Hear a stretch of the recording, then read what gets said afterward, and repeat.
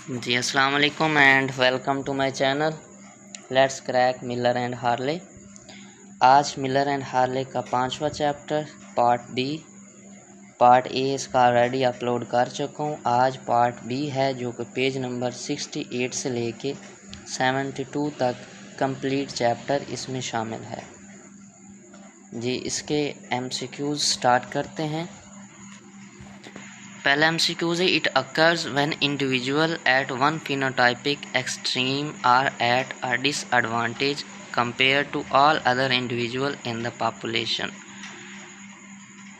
Modes of selection page number 68 से start हो रहे हैं। आप वहाँ पे आएँ तो वहाँ से पढ़ें। तो ये जो पहला एमसीक्यूज है इसका जो ऑप्शन है वो डायरेक्शनल सिलेक्शन है, तो alpha is the right answer.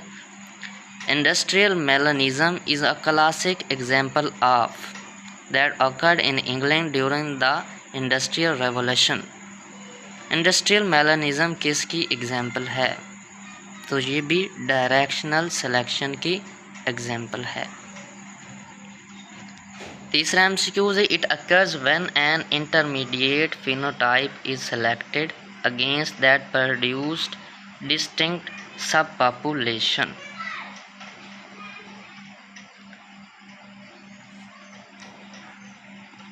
Ji beta is the right option, disruptive selection.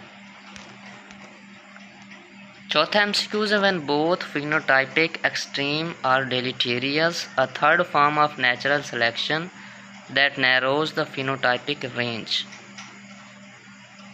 Third form of natural selection जो है वो है स्टेबलाइजिंग सिलेक्शन, तो Charlie is the right option. It is good example of is the horseshoe crab which lives along the Atlantic coast of the United States. Stabilizing selection की ये मिसाल है horseshoe crab। छठा एमसीक्यूज है, prior to the industrial revolution bird predator easily spotted the form of moth। Industrial revolution से पहले जो birds थे प्रेडेटर हैं, ये एक किस्म के मौत के प्रेडेटर। तो कौन से मौत के ये प्रेडेटर थे इंडस्ट्रियल रेवोल्यूशन से पहले? जी black, Charlie is the right option. क्योंकि पहले जो थे अब इंडस्ट्रियल रेवोल्यूशन से पहले ब्लैक जो थे वो इजीली स्पॉटेड आउट हो जाते थे, प्रेडेटर का शिकार हो जाते थे।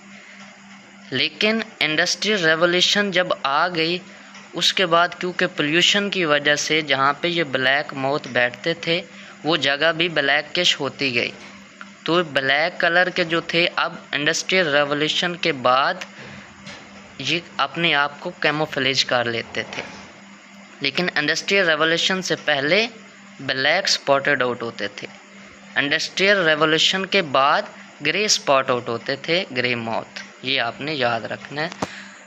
जी सातवां एमसीक्यूज है, change in the structure of haemoglobin molecule. Haemoglobin molecule के स्ट्रक्चर में जो तब्दीली आती है उसको कहते हैं सिकल सेल अनीमिया, तो delta is the right option. The sickle cell gene is most common in region of Africa that are heavily infected with the malarial parasite. जैसा कि आप जानते हैं मलेरिया के जो पैरासाइट हैं वो 4 किस्म के हैं, P falciparum, P vivax, P ovale and P malariae. जी इसका जो राइट आंसर है वो अल्फा है, पी फैल्सीपैरम। 9 एमसीक्यूज है, the heterozygote who usually experience no symptoms of anaemia are more likely to survive than either homozygote. This system is also an example of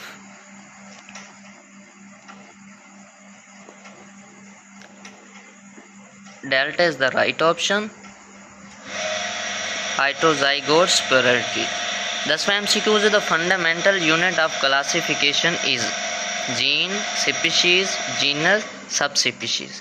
ji classification का जो fundamental unit है वो species है, तो beta is the right option.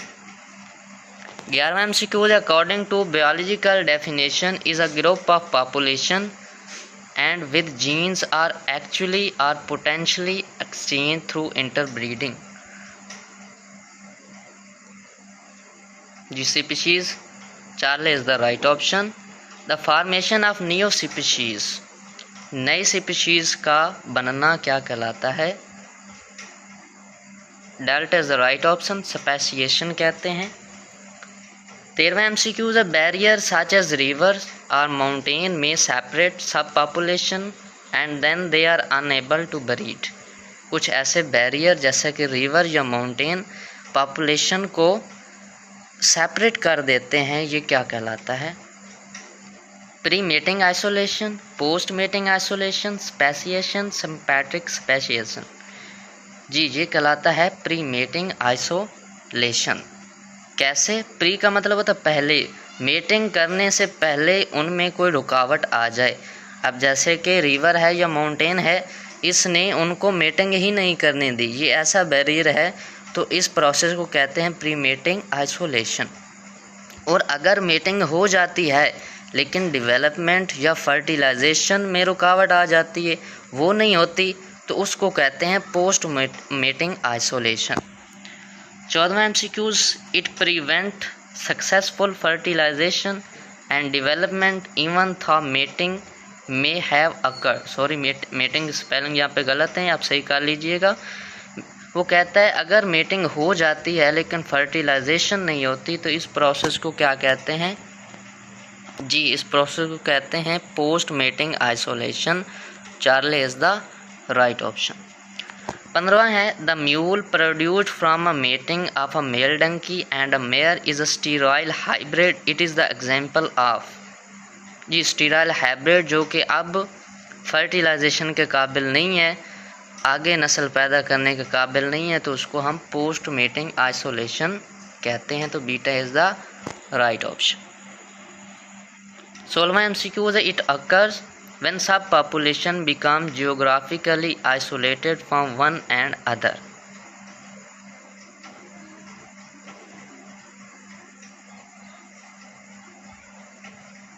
Ji alpha is the right option, allopatric speciation. Speciation क्या थी? Formation of new species. अब ऐसी सब स्पीशीज जो बनी हैं जियोग्राफिकली आइसोलेट हो चुकी हैं, मतलब रिवर की वजह से, माउंटेन की वजह से, कोई भी बैरियर ऐसा आया है जिसने उनको उनकी जो सब पॉपुलेशन थी सेपरेट कर दिया, तो ये कहलाता है allopatric speciation. The finches that Darwin saw on the Galapagos island are a classic example of. Darwin ने जो गैलापागोस आइलैंड जहाँ पे उसने 5 वीक्स गुजारे थे, उसने जो फिंचेस देखी थी वहाँ पे 14 स्पीशीज थी फिंचेस की। तो ये किस चीज़ की एग्जाम्पल है? जी एलोपैट्रिक स्पेसिएशन की एग्जाम्पल है। 18वां MCQ है it occur in small and local population called demes. जी स्पेसिएशन के ये सेकंड टाइप है जिसको हम कहते हैं पैरापैट्रिक स्पेसिएशन। 19 MCQs है all of the frog in a particular pond और all of the sea urchin in a particular tide pool make up a deme, it is the example of. जैसे कि हमने ऊपर अभी पढ़ा है कि जो स्मॉल लेवल पे या लोकल पॉपुलेशन पे स्पेसिएशन होती है उसको कहते हैं पैरापैट्रिक स्पेसिएशन। अब एक पॉन्ड में फ्रॉग रह रहे हैं तो वो एक स्मॉल लेवल है, तो इसलिए ये भी किस चीज़ की एग्जाम्पल है? Parapatric speciation. तो beta is the right option. 20 MCQ है third kind of speciation which occur within a single population. Single population में जो स्पेसिएशन पाई जाती है उसको क्या कहते हैं? जी ये स्पेसिएशन की थर्ड टाइप है जिसको कहते हैं सिम्पैट्रिक स्पेसिएशन। तो Charlie is the right option. 21 MCQ है Charles Darwin perceived evolutionary changes as occurring gradually over million of years, this concept called।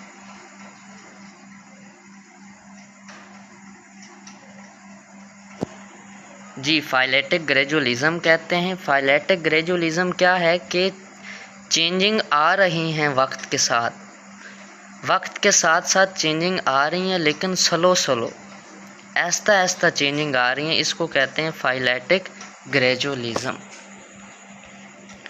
22 है, in the model of evolution rapid period of changes interrupt long period of stasis. वो कहता है evolution का ये कौन सा model है जिसमें रैपिड चेंजेस आती हैं, तेज़ी से चेंजेस आती हैं, जो कि लॉन्ग पीरियड ऑफ स्टेसिस को इंटरप्ट करती हैं। स्टेसिस का मतलब क्या होता है? स्टिल स्टैंडिंग, कि जो एक सेकंड था, रुका हुआ था पीरियड, उसमें रैपिड चेंजिंग आना स्टार्ट हो गई हैं, तो इसको क्या कहते हैं? जी, beta is the right option, punctuated equilibrium model of evolution. Phyletic gradualism में हमने पढ़ा कि लॉन्ग पीरियड से चेंजिंग हो रही थी लेकिन स्लो हो रही थी। पंक्चुएटेड इक्विलिब्रियम में जो चेंजिंग आई हैं वो रैपिड आई हैं, तो इसको पंक्चुएटेड इक्विलिब्रियम कहते हैं। 23, rapid pesticide and antibiotic resistance that insects, paste and bacteria acquire, it is the example of. अभी हमने पढ़ा है कि रैपिड जो चेंज आनी है, जिसने एक स्टेसिस को तोड़ना है, एक सेकंड पीरियड को तोड़ना है, वो क्या कहलाता है?